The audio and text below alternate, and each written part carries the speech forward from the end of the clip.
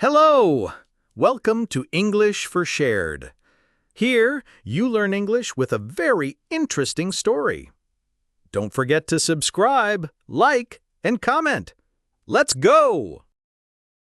The Colosseum as you've never seen it before.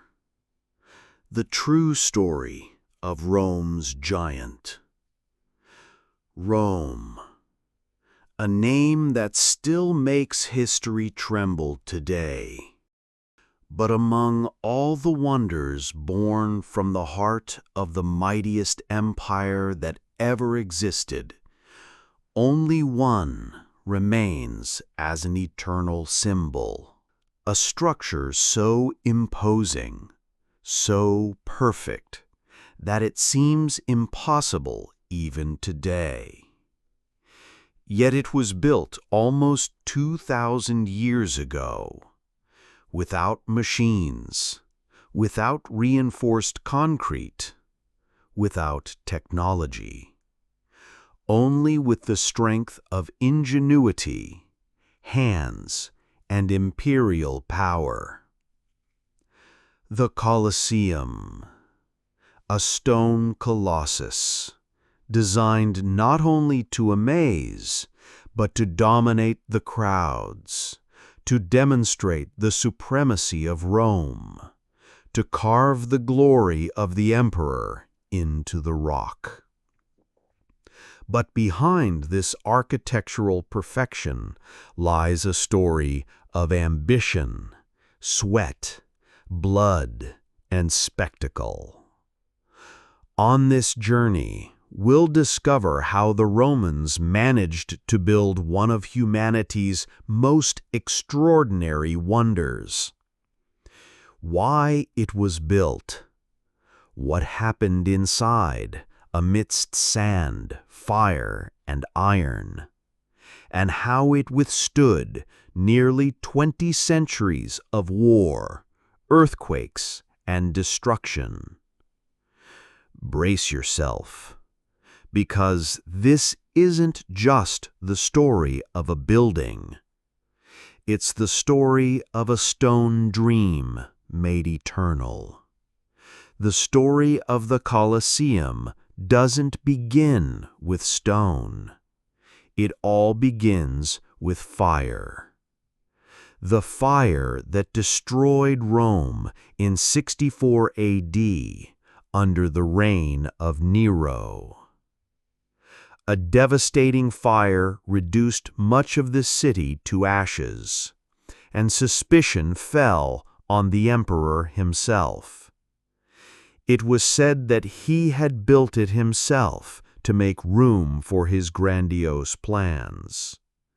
And indeed, upon these ruins, he built an immense palace, the Domus Aurelia. A sumptuous palace with artificial lakes, private groves, and gilded statues. An insult to the people who lived in poverty. But after Nero's death, everything changed. A new emperor came to power, Vespasian, the founder of the Flavian dynasty. He wanted to break with the past, erase the memory of the tyrant, and regain the favor of the people. So he made the most symbolic decision possible. Where Nero's private lake once stood, he had it drained, and in its place ordered the construction of a public amphitheater, a place for the people, accessible to all, a monument to Rome's power, but also to its generosity. That project wasn't just architecture. It was propaganda. It was a promise. The message was clear. Where once there was the luxury of one man, now there will be the pleasure of 70,000 citizens. The Colosseum wasn't built just to amaze. It was created to legitimize an emperor, unite a people, and demonstrate that Rome was eternal. It was the year 72 AD. Rome was abuzz with rumors and excitement. Under Vespasian's orders, construction began on a project no one had ever dared imagine. An amphitheater so vast it seemed like a dream or madness. First, the entire artificial lake of the Domus Aurea was drained. Then they began digging the foundations several meters deep. Roman engineers were well aware of the stability of travertine, Tivoli's lightweight stone. Huge, precisely square blocks were transported to Rome on ox-drawn carts and then lifted with hand-operated wooden cranes. Work continued day and night. Workers, slaves, architects, blacksmiths, masons, thousands of men united on a colossal construction site. The scaffolding soared skyward, supported by beams and ropes. The sound of hammers, saws, and voices filled the air. But the Colosseum's true strength wasn't just its materials. It was the genius of Roman engineering. The structure consisted of arches and vaults, arranged to distribute the weight with perfect balance. Each arch supported the next, in a modular system that made the building sturdy yet quick to construct, a marvel of efficiency and solidity. The exterior was made of travertine, held together with iron clamps, while the interiors used tuff and brick, a combination designed to combine lightness, strength, and speed. In just 8 years, under the command of Titus, Vespasian's son, the work was completed. No one believed such a building could be built in such a short time. But Rome didn't build with bare hands. It built with willpower. And when it finally opened in 80 AD, the Colosseum was ready to host the greatest spectacle on earth. As soon as spectators passed through one of the 80 entrance arches, they encountered something they'd never seen before. An immense structure, capable of holding up to 70,000 people, arranged in tiers according to social class. The more important you were, the closer you got to the arena. The poorer you were, the further away you were. But any Roman citizen could enter. It was free, offered by the emperor. In the center, the arena, a huge elliptical wooden platform covered in sand designed to absorb blood. Surrounding it, a protective wall, and below, the hypogeum, a labyrinth of corridors, rooms, cages, and elevating platforms that made the Colosseum a spectacle.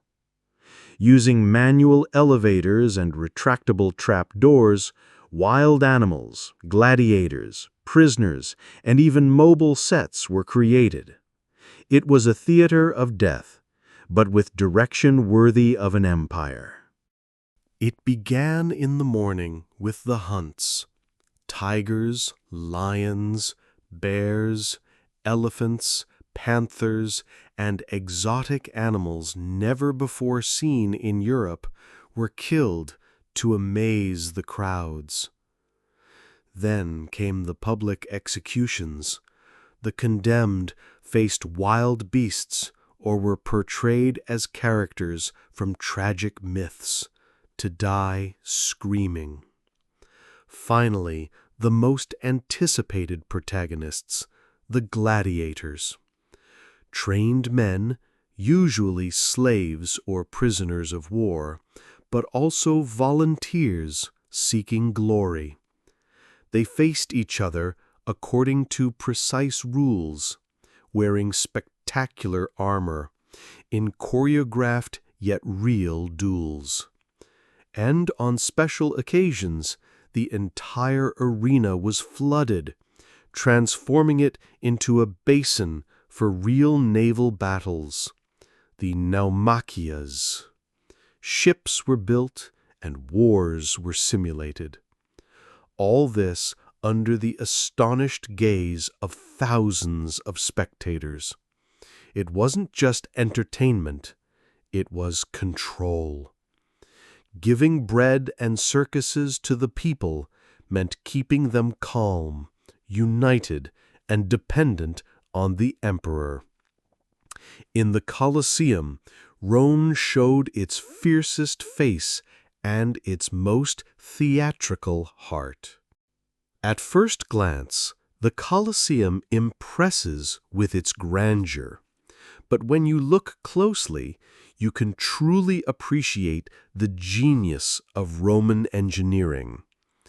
The building measures approximately 189 meters long and 156 meters wide. Its original height was almost 50 meters, equivalent to a modern building with almost 17 stories. It was the largest amphitheater ever built in the Roman Empire and remains the largest ever built in history. The exterior is built on 4 superimposed levels, decorated with arches and columns in the Doric, Ionic, and Corinthian styles. But the true wonder was hidden within. The Colosseum was designed to function like a modern stadium, fluid, safe, and efficient. 70,000 spectators could enter and exit in a few minutes thanks to an incredible vomitory system. Radial passages and stairs that channeled the human flow in an orderly fashion. Each section had its own numbered entrance, engraved in stone, just like in today's stadiums. The cavea, that is, the steps, were divided into rigidly defined social sectors. Below, near the arena, sat senators, consuls, and nobles. A little higher, knights and Roman citizens. At the top, women, freed slaves, and commoners. Each class had its place. Above the upper level, a ring of pillars and beams supported the velarium, a gigantic awning, operated by sailors from the imperial fleet. It shielded part of the audience from the scorching sun, transforming the arena into a veritable shaded theater. And then there were the details: internal passages, water cisterns, warehouses, and seats reserved for religious authorities. Even performance halls. The Colosseum wasn't just a place of entertainment. It was a perfect machine, where every stone had a function, every space designed to amaze and endure. Behind every stone of the Colosseum lies a surprising detail. Because this wasn't just an amphitheater. It was a concentration of innovation, symbolism, and secrets. And then there were the smells, the sounds, the atmosphere. The Romans used perfumes and incense to disguise the smell of blood. Musicians, flutists, and trumpeters accompanied the highlights. Every detail was designed to awaken the senses and keep blood pressure high. And finally, the legend. They say the name Colosseum derives not from the building itself, but from a colossal statue nearby, the Colossus of Nero, standing over 30 meters tall. Although the statue has disappeared, the name remains. and with it, the eternal fascination of a place where reality surpassed all imagination. But even giants don't last forever.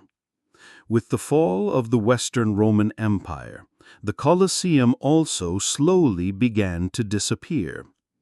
By the 5th century, the great games had ceased. The last gladiatorial battles took place under Emperor Honorius, then silence fell. The costs were too high. Times had changed. Christianity was becoming the dominant religion and was beginning to view these bloody pastimes with distaste. The Colosseum lost its original function and began to transform. During the Middle Ages, it was used as a fortress, then as a shelter for the homeless, and even as a quarry. Travertine, columns, and metals were used to build churches, palaces, and even St. Peter's Basilica. Earthquakes of 1349 and the following years caused entire sections of the building to collapse. The ruins were swallowed up by vegetation. In the 16th century, rare plants grew inside the Colosseum, so much so that it became a site of botanical study. But it never died. In the 18th century, popes began to view it as a symbol of Christian martyrdom. A Stations of the Cross was built. A cross was placed there, and its use as a quarry was prohibited. In the 19th century, with the Renaissance, the Colosseum became not only a religious symbol, but also a national one, a monument of identity for the emerging Italy. Restorations, studies, and security measures followed. Stone by stone, it was saved. Today, the Colosseum is among the most visited sites in the world. Millions of people pass through it every year. They photograph it, they study it, and, without realizing it, they breathe the same air that once smelled of dust, iron, crowds, and power. The Colosseum has survived wars, earthquakes, looting, and time all at once. Not because it's made of stone, but because it's made of history. The Colosseum isn't just a monument. It's a silent witness to everything that Rome was. A theater of glory and cruelty, of ingenuity and domination. Every stone tells a story. Each arch is a distant echo of voices, of applause, of shouts. Born to impress, survived to remember. Today, we look at it from the outside with respect and admiration. But inside, if you listen closely, there's still the noise of an impatient crowd, the sound of a falling shield, the roar of a lion. The Colosseum isn't ancient, it's eternal.